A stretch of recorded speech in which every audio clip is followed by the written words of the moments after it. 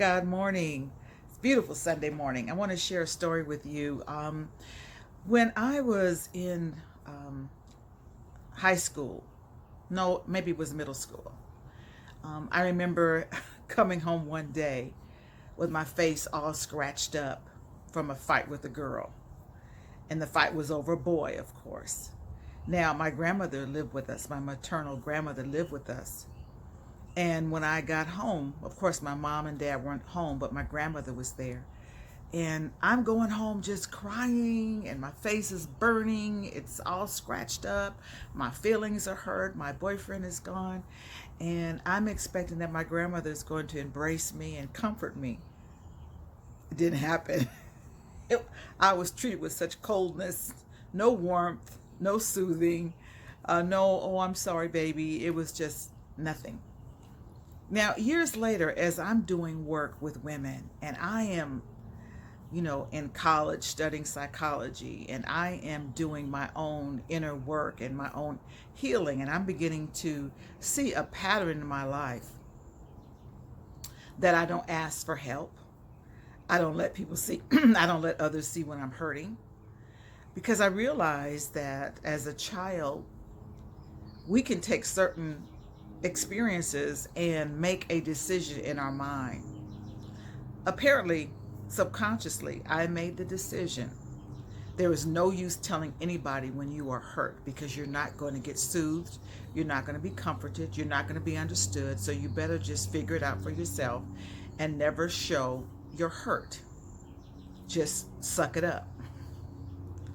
And I was like, my God, all the times that I did experience emotional hurt, or even seeing how I could tolerate a lot of physical hurt, how I was able to not shed a lot of tears when my own mother died, right there when she closed her eyes, right there when my son closed his eyes.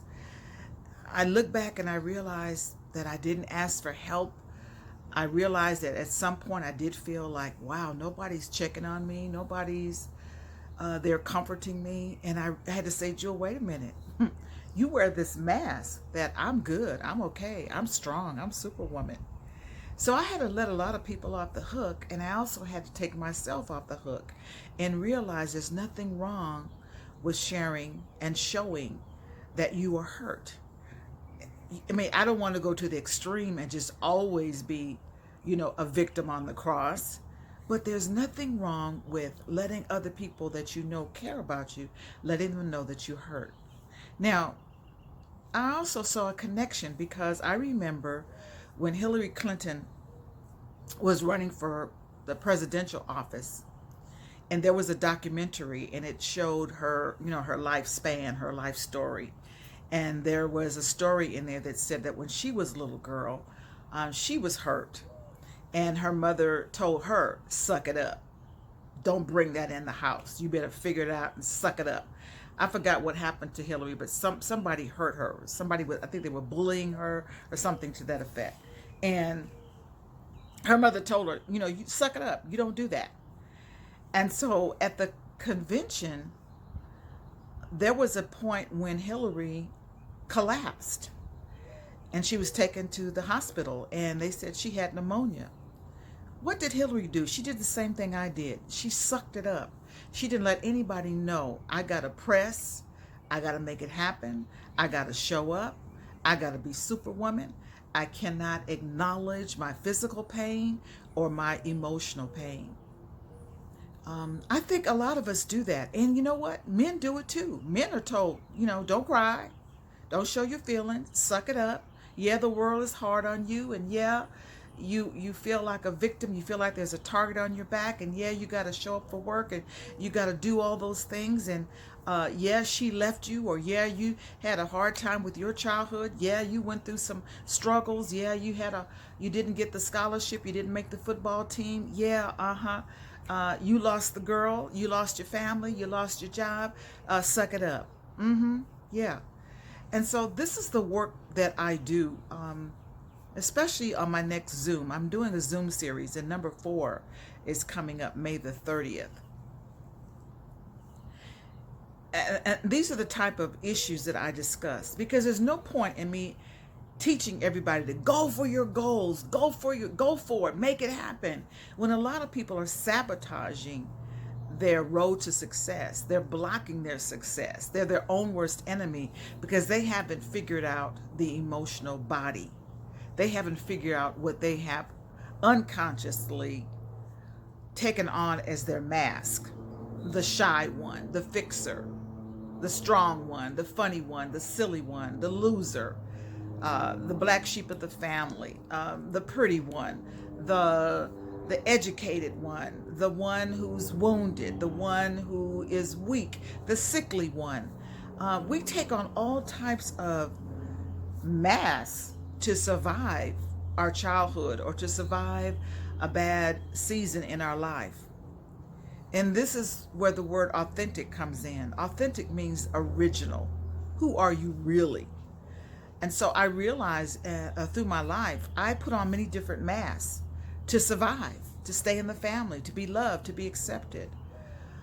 And that's where the word personality comes from. Personality comes from the root word mask. We put on masks to get through life, to get the job, to get the date, to get the ring. Come on, somebody. We put on masks.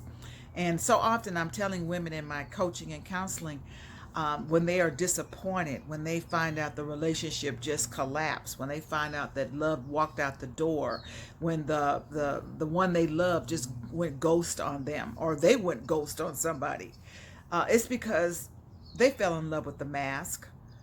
That person that put their best foot forward, their best behavior so that they could be loved, or so they could get the sex, or so they could get the bills paid, so that they could get that house, whatever, to get that job.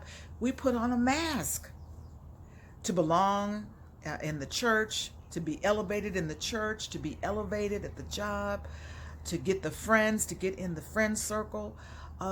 We wear masks.